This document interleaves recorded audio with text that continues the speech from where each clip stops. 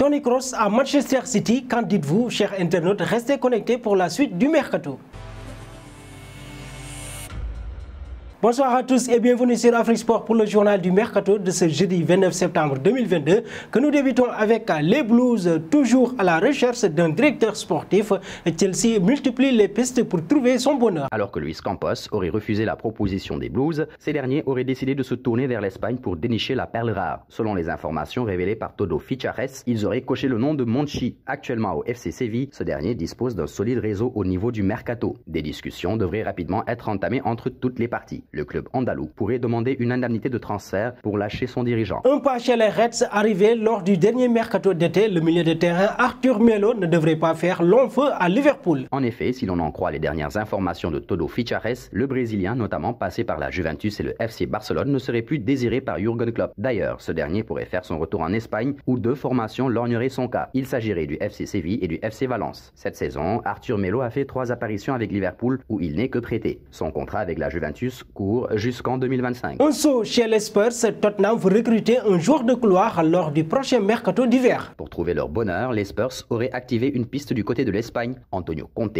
aurait glissé le nom de Yannick Carrasco à sa direction. Sous contrat jusqu'en juin 2024 avec l'Atlético Madrid, le joueur de 29 ans pourrait rapidement faire l'objet d'une offre de transfert. Selon les informations de Todo Fichares, le club londonien serait prêt à miser 35 millions d'euros sur l'international belge aux 59 sélections et 8 buts inscrits. Et puis parlons du dossier Di Maria, l'international argentin devrait quitter la Juventus à l'issue de la saison. Arrivé cet été en provenance du Paris Saint-Germain, l'ailier Ángel Di Maria dispose d'un contrat jusqu'en juin 2023 avec la Juventus Turin. Libre en fin de saison, il ne devrait pas prolonger l'aventure avec les Bianconeri. Selon les informations de Todo Fichares, le joueur de 34 ans aurait déjà pris une décision concernant la suite de sa carrière. Il envisagerait de retourner en Argentine pour y finir cette dernière. Auteur d'un but et une passe décisive en 4 apparitions de championnat, ce dernier souhaitait retourner dans son club formateur, Rosario Central. Un passage dans le dossier Toni Kroos, la direction madrilène se serait rapprochée de lui pour les premières discussions. Néanmoins, si l'on en croit les dernières informations révélées toujours par le média Todo Fichares, l'international allemand pourrait aussi s'envoler pour l'Angleterre. Arrivé lors de l'été 2014 pour un montant de 25 millions d'euros, Kroos intéresserait fortement Pep Guardiola, l'entraîneur de Manchester City qu'il a côtoyé au Bayern Munich. Le milieu se serait vu proposer un contrat de 2 ans assorti d'une option pour une année supplémentaire ainsi qu'un salaire équivalent à ce qu'il perçoit actuellement. Kroos aurait demandé un temps de réflexion à sa direction de ce fait. Et nous voici arrivés à l'instant quiz avec 3 indices qui vont vous permettre de connaître notre joueur mystère du jour. Premier indice, je suis un milieu de terrain de 30 ans évoluant en Liga.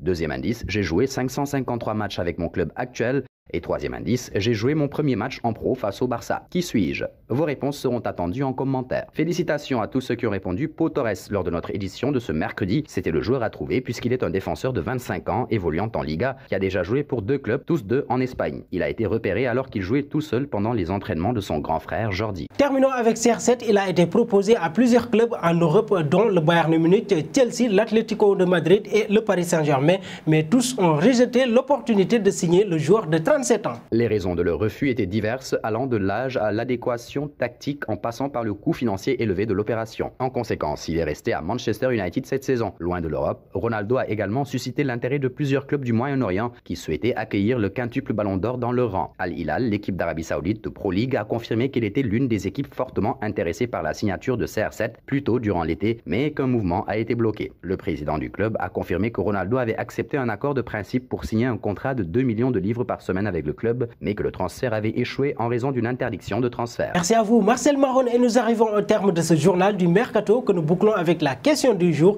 Toni Kroos à Manchester City, qu'en dites-vous? Vos réponses seront attendues en commentaire. Mais en attendant, n'hésitez pas à vous abonner sur Afrique Sport pour ne rien manquer des informations autour du football.